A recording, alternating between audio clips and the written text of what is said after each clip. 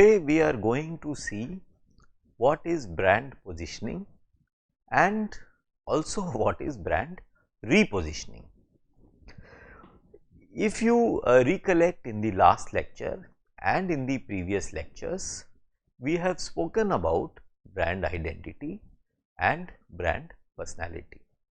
And of course, before that we have spoken about brand associations, we have spoken about how brand is unique and how brand is singular and how brand must communicate consistently what it stands for. In today's lecture, we are saying, or we are going to see how all of this is ensured and also how all of this is changed, is morphosed into something else. And this is because brands have a long life. Just like human beings have a long life, we live for 70, 80, 90 years, brands also live for a reasonably long period. Some of the most valued brands today are almost 100-year-old brands, and they have survived for so long because they have continued to reinvent themselves again and again depending on the changes in society, requirements of the marketplace and changing tastes and preferences of consumers. So, what we are going to see today is that brand managers try to achieve a certain positioning of the brand in the minds of the consumer in the marketplace, and then after some time they try to create a repositioned space for the same brand in the marketplace and in the minds of the consumer. This is simply because, as I have said earlier, because of the long life that the brands have and the long life that the human beings have. And because human beings have long life, in the process they grow. When we are children, we like chocolates, we like toffees, we like a certain type of clothes and dishes. But as we grow up, our preferences and tastes change. We become slightly different, we grow up, we start taking responsibilities, our outlook towards the world changes, and that is why our consumption pattern also changes.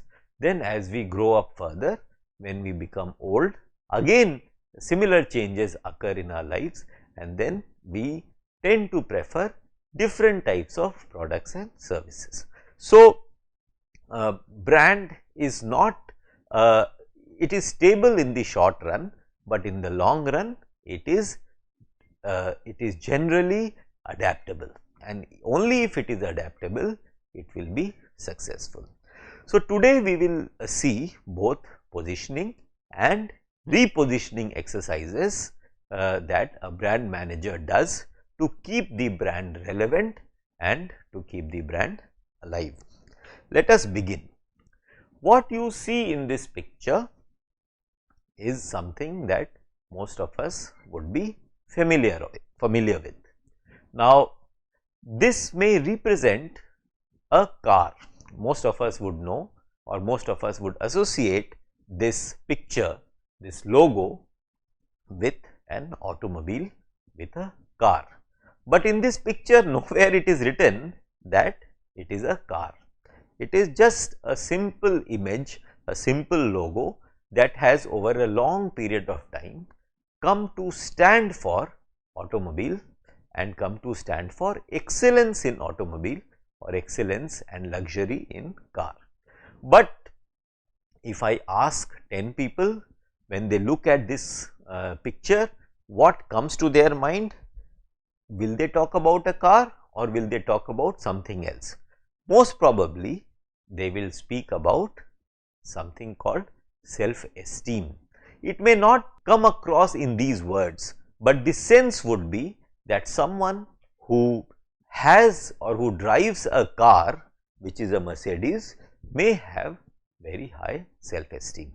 If I tell you that most people would have a dream of their life to buy a Mercedes car, Why do they have such a dream? Because they feel that if they have bought a Mercedes car, they have arrived in life.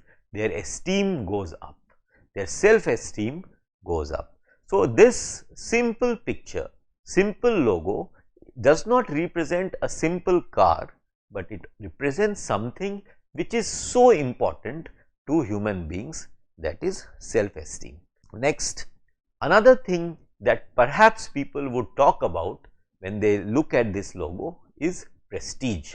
So, when someone has this brand of car, he will also command prestige in society. So, people associate prestige with someone who is driving a Mercedes. It is a prestigious possession that a person has if he happens to drive or own a Mercedes car. Some other words that might come to people's mind when they look at this logo or when they think of Mercedes car is ambition and tradition. Ambition, again, most people have this ambition of buying and driving a Mercedes car. Tradition also, because Mercedes is a very old brand. It is a German brand.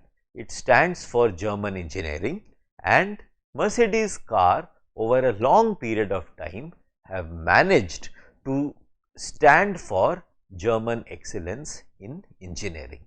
Now, is it not something very curious and bewildering that a picture which is so simple, which does not even show that it stands for a car, is actually standing for something or ideas that are so profound as self-esteem, as prestige, as ambition, as tradition, and so on and so forth. So, what we are trying to say is that the brand managers, the owners of this brand have managed to create an image in the minds of people, create a space in the minds of people where they associate this logo, this brand, this picture with something so profound, as something so important, so deep as self-esteem, prestige, ambition, tradition to this picture. It is only a very successful product and very successful and ambitious brand manager and owner who can achieve this, and they have managed to do this over almost 70-80 years, and it continues even today. So, 70 years back it was prestigious, even today it is prestigious. So, they have continued to reinvent themselves. Mercedes was prestigious 30 years back, it is prestigious even today, and you can imagine the kind of changes that have happened in the marketplace. Despite all that, Mercedes remains a very prestigious brand. So, it has been positioned in the minds of the consumer in such a way that moment they think of this logo, moment they think of Mercedes brand, these are the values that come to their mind. So, it is a marvelous success, marvelous attempt at achieving a positioning, a brand positioning which stands for prestige, quality, tradition, and so on, so forth. So, this is something that any brand manager would like to achieve for his or her brand. Let us move forward. Before we move forward, we must marvel at this achievement. It is almost magical that something so simple comes to stand for something so deep, and therefore, it is almost magical. It is magic that the brand managers and the product has managed to achieve. So, therefore, now let us come to the definition of what is brand positioning. Brand positioning, as you can see in this slide, is about finding one unoccupied niche in the prospect's mind and fill it with one thing that sticks. Now, please pay attention to the definition and particularly one or two words. brand positioning is about finding one unoccupied niche. So, it is important for us to understand that you have to find an unoccupied niche. Unoccupied is the important thing to note. So, you have to think of a space, suppose it is automobiles. Within automobiles, what is that space which is unoccupied? Is it luxury? It is engineering? Is it comfort? Is it driving pleasure? Is it cabin comfort? Is it music? It is what? Is it nature? Is it green fuel? So, what is that unoccupied niche that you want to fill with your own brand? So, that unoccupied niche is something that you have to find where you will place your brand. And where is this unoccupied niche? It is in the prospect's mind. So, for example, if you have to find an unoccupied niche in a prospect, that prospect has to be defined well. Suppose you are brand manager of Mercedes. The prospect is not the person who is earning 20,000 per month, or not even the person who is earning 50,000 per month. Alright. So, you have to understand the mind of your prospect, okay, and in that prospect's mind you have to identify that unoccupied niche. So, that is one thing, that you have to find an unoccupied niche. Second thing is that you have to fill it with one thing that sticks. Now, you do not have to fill it with many things, you have to fill it with only one thing. So, it is important for you to know what is that one thing with which you are going to fill that unoccupied niche. So, one thing is very important, and you have to understand that your brand, what does your brand stand for, especially that one thing for which your brand stands for. So, you find, you identify, you isolate that one thing and you fill that unoccupied niche with it.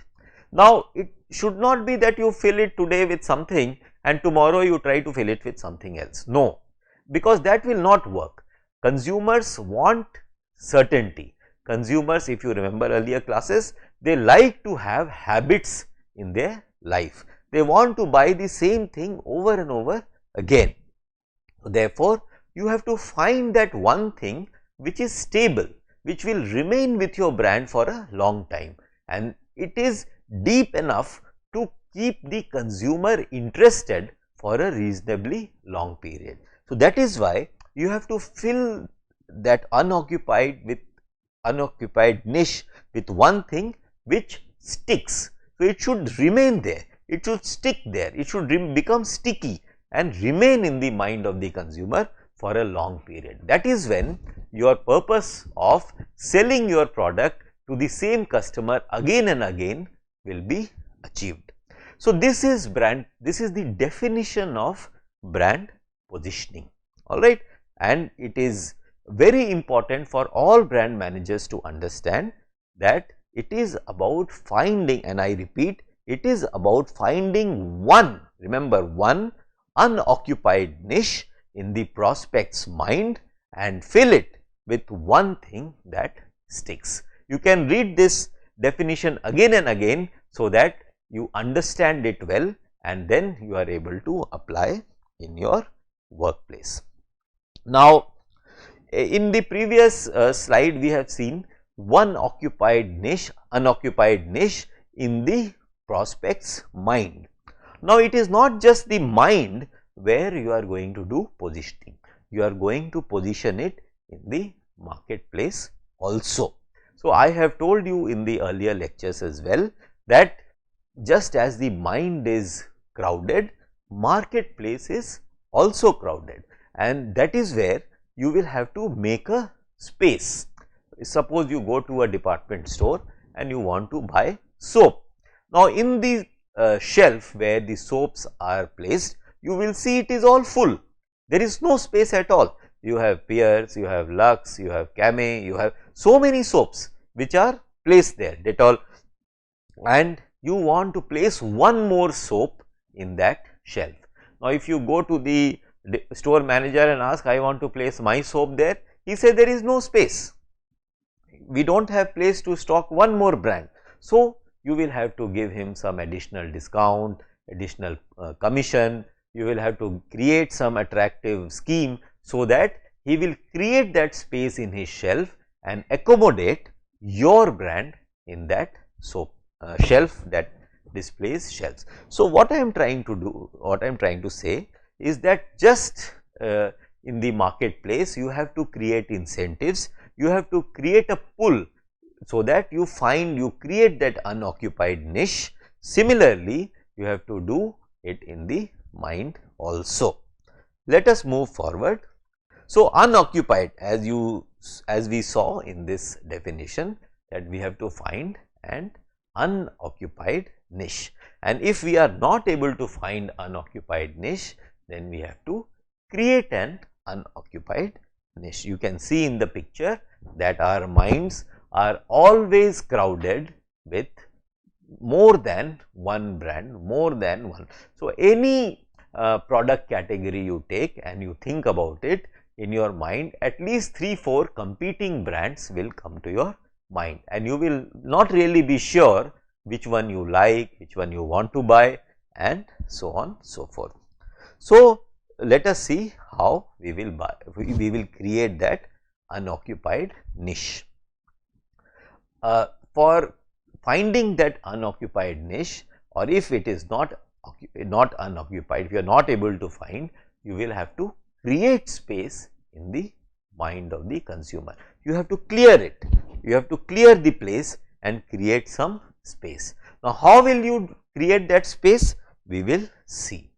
The easiest and the best way and the most powerful way of creating space in mind is through innovation. Now, moment you see something new, okay, moment any of us see something new, we are immediately excited about it. Any innovation that you see, we get very excited about. You can look at recent innovations that have been made in the marketplace. All of us know, and this is something recent, especially after demonetization, this came into being, which we are now familiar with as UPI. Now, all of us are using UPI for making payments. 3-4 years back, did we know about UPI? Did we know that we can scan a QR code and make payment of even 2 rupees, 3 rupees amounts can also be paid through mobile phones? This is something very new, and the way it has got, today everyone is using UPI, they are using phone to make payments. So, earlier all of us used to use credit cards, we used debit cards, we used net banking, we used cash, lot of cash everybody had to carry so that they can make easy payments. But today most of us even forget that we have to carry cash when we are going to the market.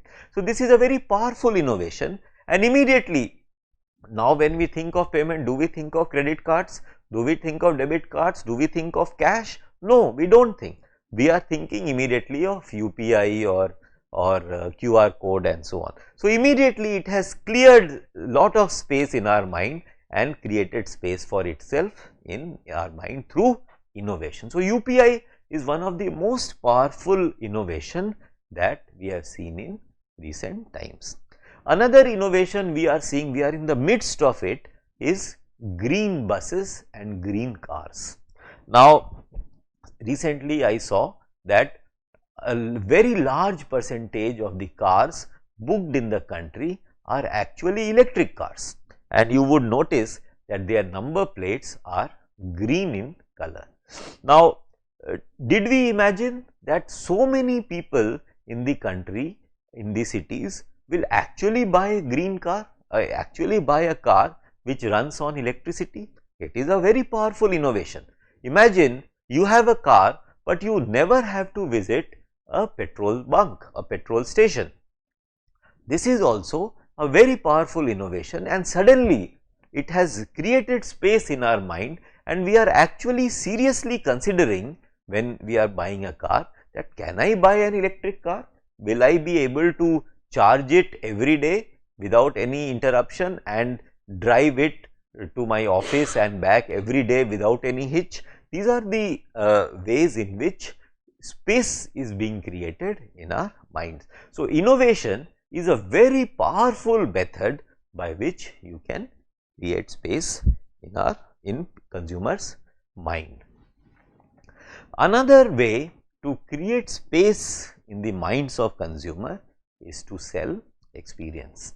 Now, experience, all of us know, is unique because the same experience will be experienced differently by different individuals. Now, imagine two people are walking into a 5-star hotel. Now, those two people are, one a man and other is a woman. Now, both of them, as they enter a hotel, both of them will have the same experience. Both of them will be greeted in the same manner by the employee of that hotel. They will be greeted in the same manner, they will be escorted to their rooms in the same manner, they will be shown the room and the details of the room also in the same manner, they will experience the fragrance of the atrium, of the reception, and so on so forth in the same manner. It is the same experience, yet the way a man will look at the experience and the way a woman will understand the experience will be very different. So, point I am trying to make is, experience per se is unique, every experience is unique, and therefore, when you, instead of selling your product, instead of saying that I am selling you a safety razor, okay, instead of saying that, if you say that I am selling you a razor that gives you a smooth shaving experience. So, instead of saying that I am selling you a razor, you are saying I am selling you a smooth shaving experience. So, moment you say smooth shaving experience, people start thinking that it is a unique thing, because smoothness for X is different from the smoothness for Y. So, this is something that we have to understand as brand managers, that if we want to create space in mind, instead of selling the product, we should sell an experience, that if you buy my product, you will have this experience. This way we create space in mind. Another way of creating space in mind is, if we can construct our brand in such a manner that it stands for, or it elicits a unique emotional response. So, when you think of a brand, and if you think of just one emotion, any brand, and it is not very easy to achieve. So, if you think of say Airtel, do you get one emotional response? No, it is not one emotional. You can think of many things, but it is not that when you think of Airtel, you get only one emotional response. That is not the case.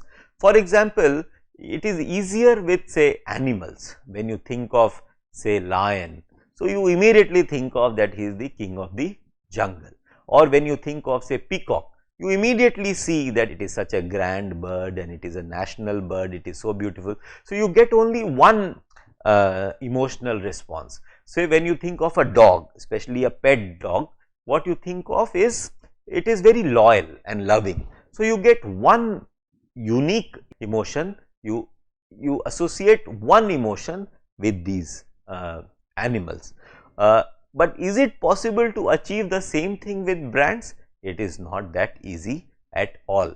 But this is something that all brand managers must try, because if they are able to achieve this, they will realize how successful they can become if they can associate their brand with just one unique, one emotional response. Let us move forward and see some examples.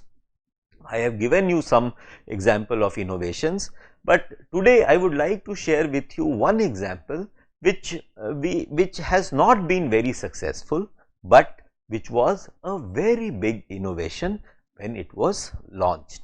Yes, I am talking about Nano. Now, if you remember,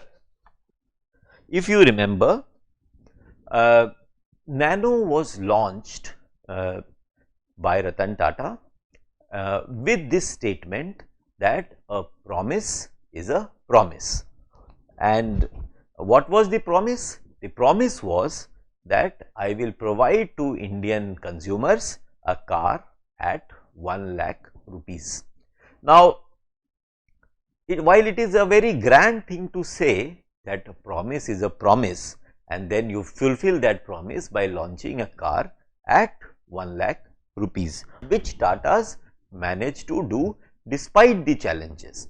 You would remember that Tatas faced some problems in Singur, and they had to relocate the plant from Singur to Sanand in Gujarat, where they continued production, where they started and then achieved production, and the project got delayed, and yet after 2-3 years the launch happened at least 2 years or 3 years later than the planned date of launch, and still they were able to launch a car at rupees 1 lakh.